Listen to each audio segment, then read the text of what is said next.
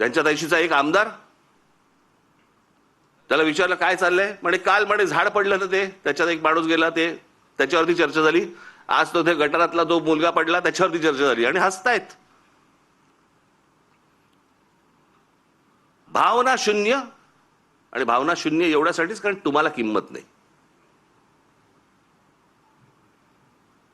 आमच्याकडे काय चालू आहे, आमच्याकडे शहरं कशी वाढतायत, शहरं कशी मोठी होत आहेत, आमच्या पुढच्या पिढ्यांसाठी आम्ही काय करून ठेवतोय, कसली चिंता नाही, कसलं काही नाही, विचार नाही.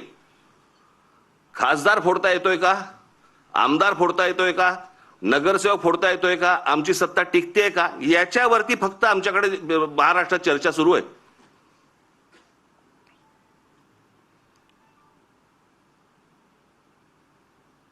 आता काय 3 वर्ष निवडणुका नाहीत, लोक म्हणणार मग आता काय आम्ही चिडून तरी काय, मतदान कुठे. अरे मतदानाची ज्याला वेळ येते ना त्याला अगोदरच साचलेल्या गोष्टींचा विचार करायचा असतो. चांगलं काय आणि वाईट काय या गोष्टींवरती तुमचं मतदान झालं पाहिजे. उद्या राज ठाकरे जर समजा चुकत असेल तुम्ही बोललं पाहिजे, इतर पक्ष जर चुकत असतील बोललं पाहिजे. लोकशाही कशाला म्हणतात ना, ती लोकशाही जर जिवंत ठेवायची असेल ना, मी मागे पण एकदा उदाहरण दिलं होतं, आज मुद्दामून परत देतो उदाहरण तुम्हाला.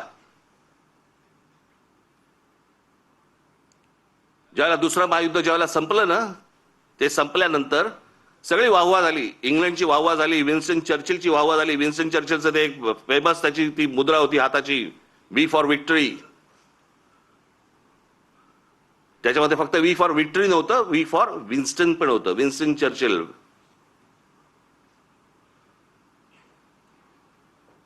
पण वी फॉर विक्टरी हा खास संदेश होता त्याच्यात. आणि जगामध्ये प्रचंड की विन्स्टन चर्चिलने या सगळ्या गोष्टी केल्या.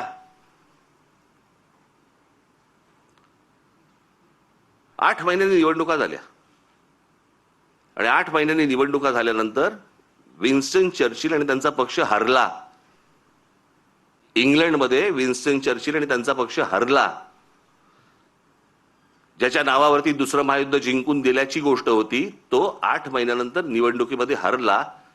पत्रकारांनी ज्यावेळेला लोकांना प्रश्न विचारले की या माणसाने असं एवढं युद्ध जिंकून दिलं, एवढी तुम्ही वाहवा केली, एवढं त्याला डोक्यावरती घेतलं आणि निवडणुकीला तो हरला कसा काय, सरसकट लोकांनी दिलेलं उत्तर होतं युद्ध काळामध्ये तो योग्य होता, शांततेच्या काळात नाही. हे समजायला अक्कल लागते, याला समजायला. याला लोकशाही म्हणतात. चांगल्या गोष्टींसाठी काय असू शकतं, वाईट गोष्टींसाठी काय असू शकतं, चांगल्या गोष्टीत कोण काम करू शकतं, हे समजणारा समाज लागतो. मी नेहमी सांगतो ना की नुसतं शिक्षण घेऊन उपयोगाचा नसतो, शिक्षित असून उपयोगाचं नाही, माणूस सुज्ञ असावा लागतो.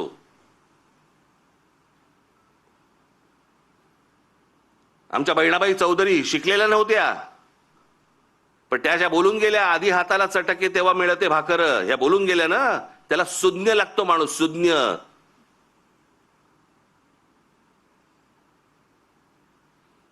आणि ज्या देशामधला समाज सुज्ञ असतो त्या देशामध्येच प्रगती घडते. काय योग्य काय अयोग्य हे कळणं. नाही तर आम्ही आपल्या सकाळी उठायचं, कामावर जायचं, तेही जातात कामावर. जगामधला प्रत्येक माणूस कामावर जातो पण विचार करतो. आपण जर या गोष्टींचा विचार नाही केला कसं होणार मला जरा सांगा.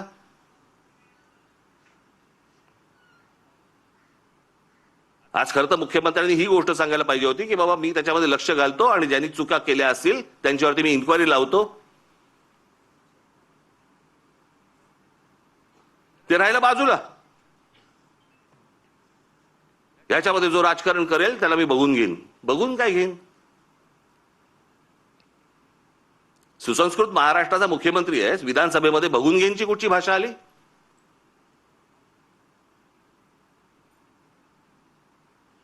पण हे सगळं सुरू होतं. खासदार सांगतो, एक खासदार सांगतो मी बॉम्ब टाकीन, माझ्या नावावरती 5 मर्डर आहेत. हे आपल्या राज्यात होऊ शकतं आणि त्यांना हात लागत नाही कोणाचा, कारण सत्तेत गेलेत.